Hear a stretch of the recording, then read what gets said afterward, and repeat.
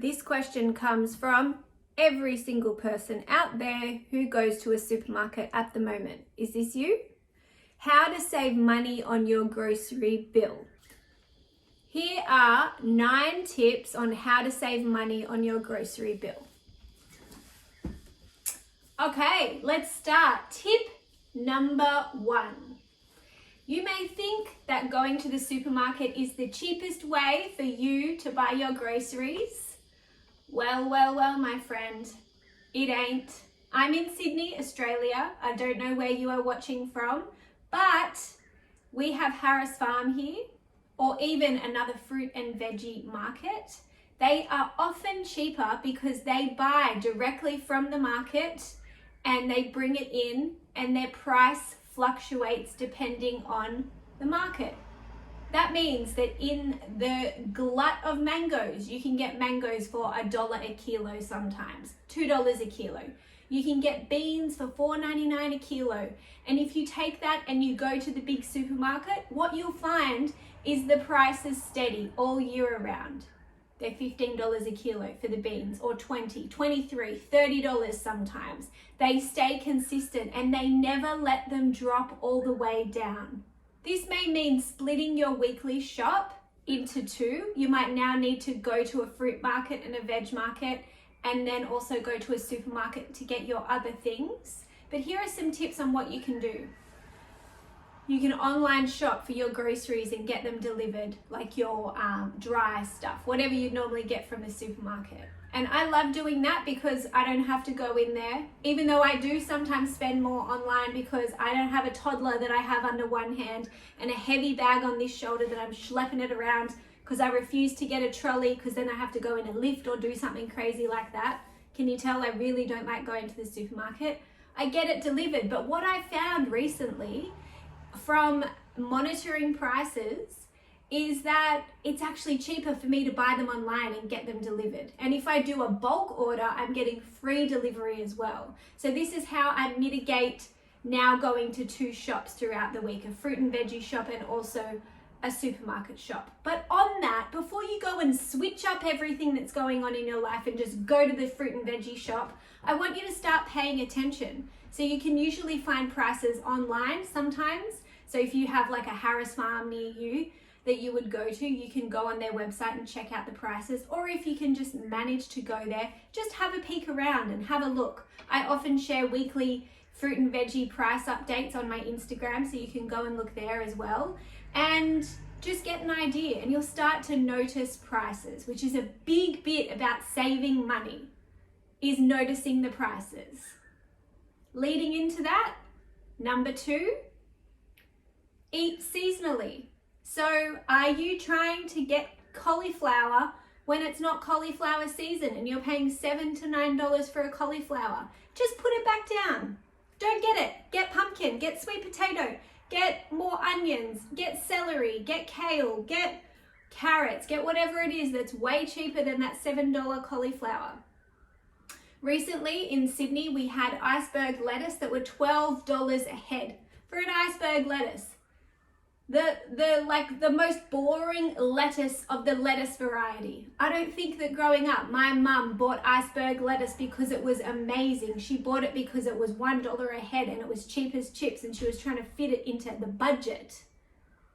So then you had $12 for this iceberg lettuce, and around the corner was pumpkin for $1 a kilo.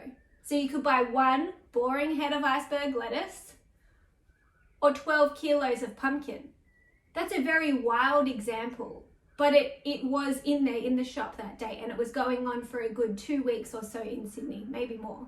So what are you looking at? What are you like so fixated on to buy that you're missing the 99-cent things? So let's just pause for a second, because I get my fruit and veggie delivered by a local organic beautiful fruit and veggie farm. So, or not a farm, but like a distributor.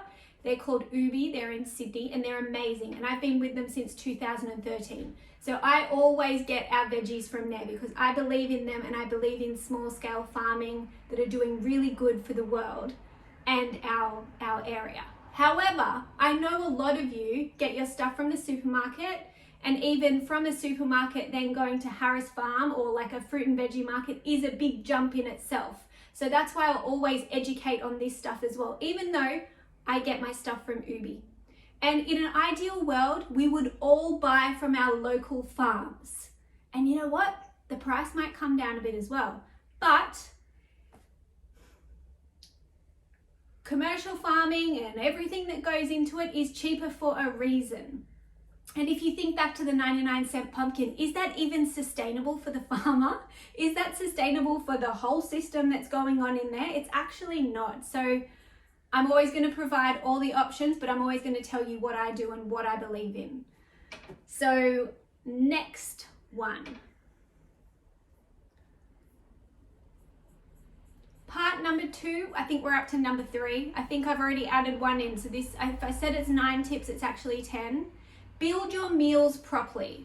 So we have carbs, fats, and proteins. And this is the recipe to create sustained energy in the body. If you're just eating carbs, if you're just eating fat, it doesn't work. You need all 3 to go together to make a full meal. So if you have kids that are eating you out of house and home, you might need to add more protein in their diet. You might need to add more fat in their diet.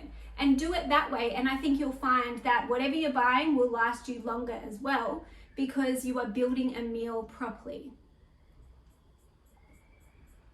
On that as well, lots of people will just tell you to, when you're cooking spaghetti bolognese, thin it out with lentils or thin it out with whatever it is and nobody will notice. And it can work, but also there's something in buying quality ingredients and buying, building the meal properly so it actually fills you up. So you don't need to eat giant amounts.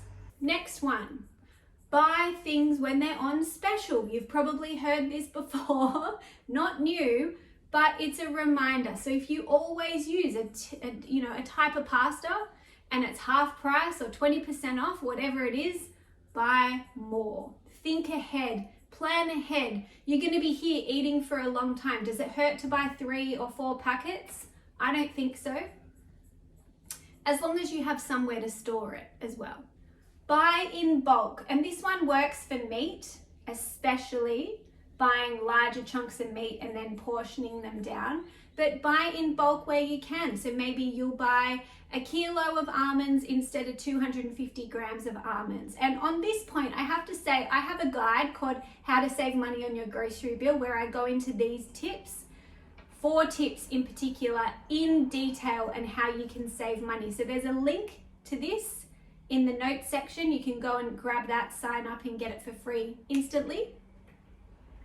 So buy in bulk. So this one's going to take a bit of effort, but now is a good time to say, from our friend Ron Swanson from Parks and Rec, if you know it, you can't half-ass 2 things. You need to whole-ass 1 thing. So if we put this in the lens of cooking, are you in the I'm too busy camp, I don't like to cook camp, but you're also in the, well, I kind of do need to cook camp, but you're always flipping between these 2 depending what's going on in your life instead of just choosing one?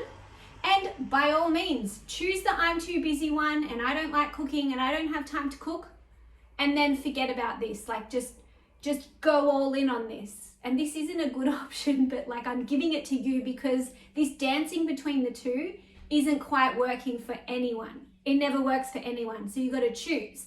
So if you're going to choose, I'm in on this cooking because I've realized that I have to do it for our budget, for our health, for the type of home that I want to create, for the type of modeling that I want to give my kids, whatever the reasons are, to relax, to be creative. There are so many benefits to cooking and I will always talk about them. Let's go all in on this one because I'm here. I'm all in on it. There's so many people that are, and we want you over here. But being in both, it doesn't work.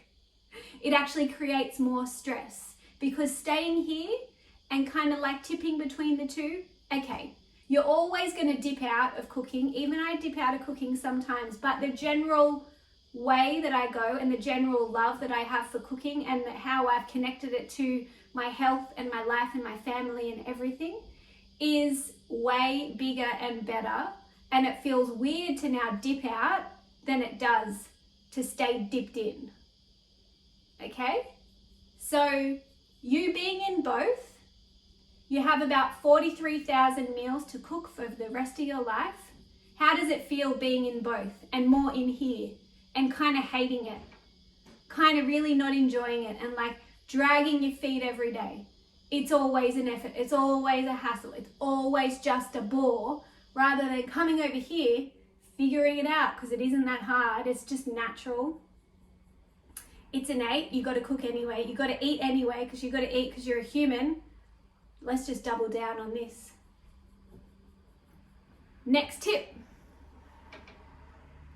Buy a whole chicken and cut it up. This tip alone could save you maybe $10 to $20 depending what type of chicken you buy. And this tip could save you $10 or $20 alone depending on what type of chicken you buy and how much you buy of each portion. However, buying a whole chicken, using the whole chicken in its entirety. I love to get 2 chickens, break them down at the same time. It's a very quick process. It's not difficult, it's just different. You just haven't done it before. No one's shown you. I'm showing you. I have a live on my Instagram and I'm also going to pop it up here in my YouTube soon.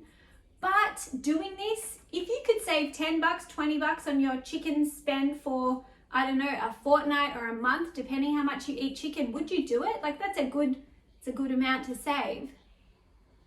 So learning this tiny little skill is going to save you that much money. I think it's worth it. Next one. Learn your ingredients. Learn how they work. Learn what you can do with carrots. You can steam them. You can roast them. You can saute them. You can make them into a carrot soup. You could make it into a dip very easily. You could ferment them to preserve them. If you find carrots that are 99 cents a kilo, preserve them in some salt. There are so many things that you could do with carrots. You can make carrot chips. Probably more. You can just cut them up and eat them raw. Not even cut it up and eat it raw. You can have it raw with dip, whatever you want. There's so many ways. So then we learn everything about the ingredients. Easier to do. You already know more than you think you do about this.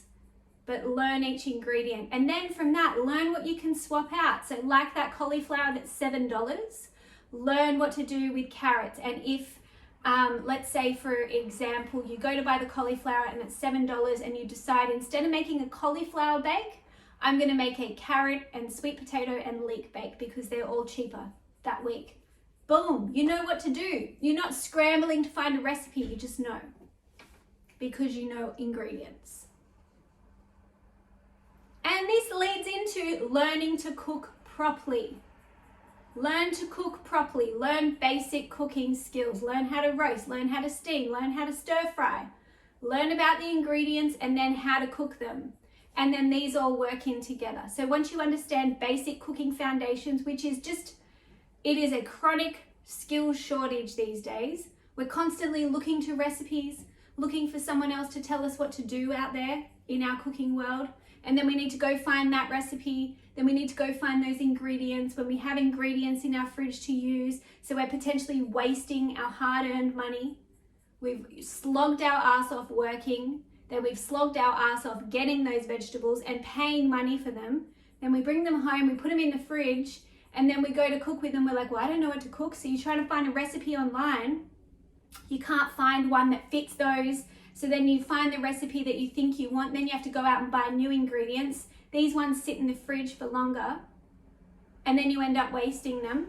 The average household throws out 1 in 5 bags of groceries. $2,500 worth of food every year.